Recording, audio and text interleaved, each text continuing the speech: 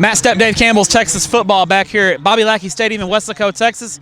Here with the head coach of the bi-district champion Weslaco Panthers, Coach Roy Stroman. Hard-fought 35-28 win over Los Fresnos, so to improve to 9-2. Congratulations. Appreciate that. You know, every time that's always been a Los Fresnos Weslaco game, you can throw the records out the window. It's always been a tough game.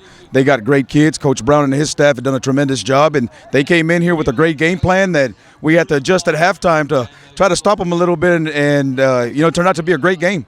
First half, I thought Los Fresnos really did a great job controlling the tempo. They had a couple of real long drives, kept the ball away from you guys, and jumped out to a halftime lead. You mentioned the adjustments in the second half. What specific, without giving away too much, but what specifically did you guys do to kind of contain their option-based offense? We had to load the box a little bit more, so that's all we did. We took a safety out and brought an extra linebacker in, and that's what it was. So, but you know what? We were expecting something else, and they came out with totally something else.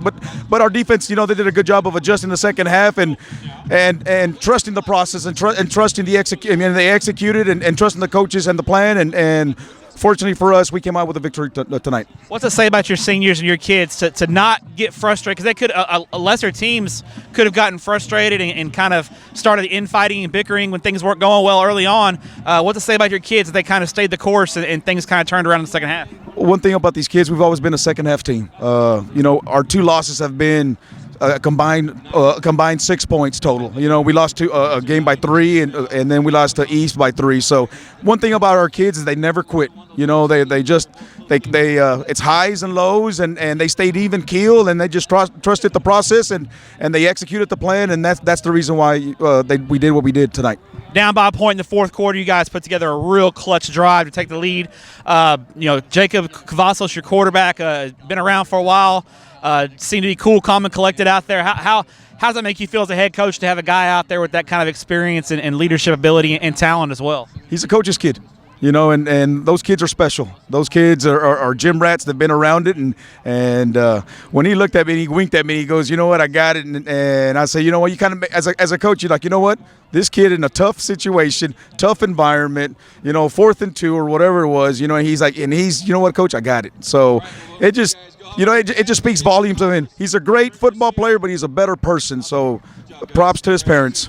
All right, now 4th and 1 there. You're down by a point. Everybody in the building is thinking you're going to run the ball and try to, you know, grind out a couple of yards, and you guys pull out the wheel route, and Peyton makes the play. Jacob puts the ball on the money. Whose call was that, and how nervous were you when that ball was in the air? Because Peyton was open, but, you know, sometimes those are the toughest catches to make, aren't they? Well, I'll tell you what, either I'm a good coach or I'm the worst coach in history, and that's what it is. No, our offensive coordinator, Coach Peña and Coach Cantu, they've been working and saving that one, and we've been executed in practice. So we knew that we had that one saved up, and we knew that they were going to load up the box and try to stop Jacob and Peyton. And, you know, fortunate for us, you know, it worked, and I just wanted to get the first down, and it ended up being a touchdown. So we'll take that. You get to host another game next week. You got McAllen Memorial coming in for the area playoffs. Should be two of the best teams in the Valley. I know it'll be a big crowd again. To get to play one more week, what's that mean for you as a first-year head coach and for this program, which has got so much tradition down here in the Valley? Expectations are always high here at Weslaco High. Yeah, I mean, we had goals coming in, you know, to contend for a district championship, to make playoffs, to practice on Thanksgiving and play in December. That's always been the goals here at Weslaco, whether it be me or whoever it is. But we've got great kids here. You know, it speaks volumes of our community. We got 2 Weslaco schools still in the playoffs, and we still got 3 teams in 31-6 states still in the playoffs. So, I mean, we've got a tough district where the best thing about it is Coach Littleton's going to have his team ready, and it's going to be a great McAllen Memorial Weslaco football game, and I hope everybody comes out and supports us. You got any message for the Weslaco fans? I mean, I know you had a big crowd tonight, but you're expecting a bigger crowd next week, right? Oh, no doubt. You know, the greatest thing is it's at home.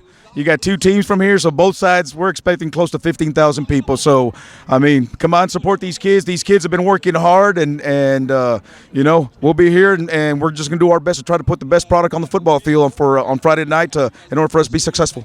Coach, congrats on the win. Good luck the rest of the way, and hopefully we'll see you down the road. I appreciate you. Thank you so much.